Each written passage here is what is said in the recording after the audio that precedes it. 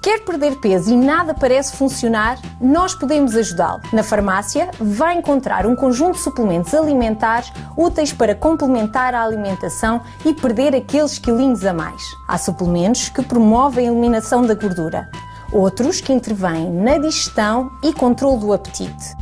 Há ainda os que auxiliam a drenagem e que, associados a uma dieta equilibrada e ao exercício físico regular, também ajudam na perda de peso.